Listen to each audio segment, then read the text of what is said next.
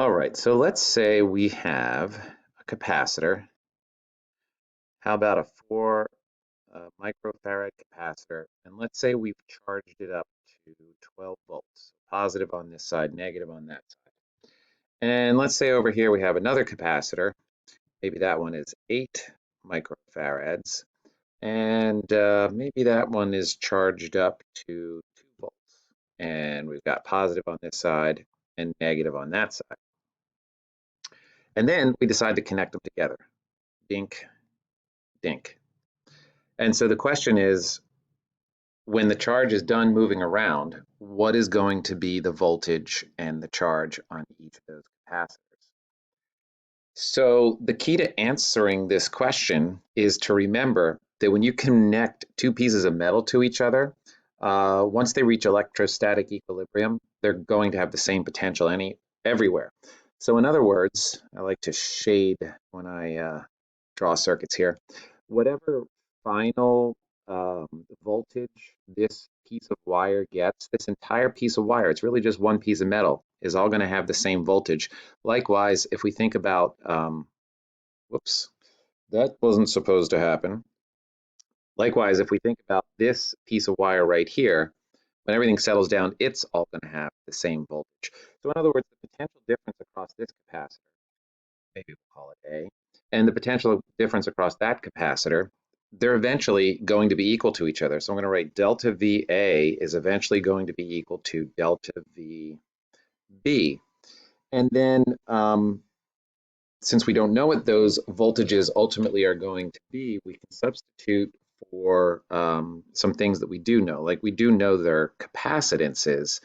And so using the capacitor formula, Q equals C delta V, I can substitute in each one of these spots QA over CA, and here I can do QB over CB, and put in the values that I know.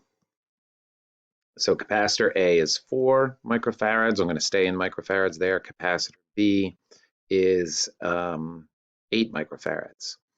Now we still have two unknowns, but the way to deal with that is to recognize that the total amount of charge on A originally, plus the amount of charge on B originally, has to equal the amount of charge on B finally, and the amount of charge on A finally.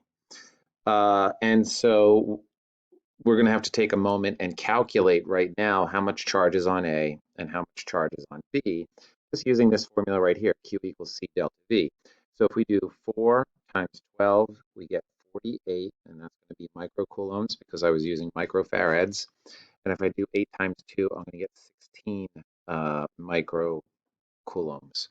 So we've got 48 plus 16 has to be equal to, I'm just going to drop the F symbol there. It's the same thing I'm using over here. It's equal to QA plus QB. This is after they've been connected. So 48 plus 16, is that 54? There's nobody here except for my dog to tell me whether I've done my math right. But hopefully I've done that right. Let me think about that. No, I didn't. 48 plus 10 is 58, so it's actually 64. 64. Okay. Right, 64. I was just double checking that in my head. Okay, so anyway, now you have this equation and you have that equation. It's the same two unknowns, and so you can solve for one and substitute into the other. Maybe just to finish this one out, I'll actually do it. So using this equation, QB would be equal to 2QA. And then you can plug it into this equation. So 64 is equal to QA plus 2QA, or in other words, QA is equal to 64 divided by 3, and it's going to be 30 something. I'm actually going to use my calculator here right next to me. 64 divided by 3 is 21.33, and that's going to be microcoulombs. Then, of course, you can go back to this equation and say 64 equals 21.33 plus QB, and figure out what QB is equal to. So 64 All right, so that's going to be 42.66 microcoulombs. Okay, so it's really not that tricky. Although, let me show you one trick you might encounter. Back at the beginning, just going to go back up here.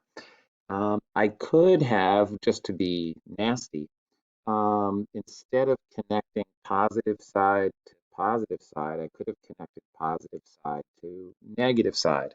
And that sometimes throws people for a loop, um, but it doesn't change things a whole lot, but it does change things in an important way. This equation here, that's still going to be 100% true. We don't have to change anything about that. Once everything settles down, the potentials are still going to be equal to each other. What will change is just this part of our combining the charges equation right here. Because if you think about just this piece of wire right here, the charge over here is positive 48 coulombs. However, the charge over here is negative 16 coulombs.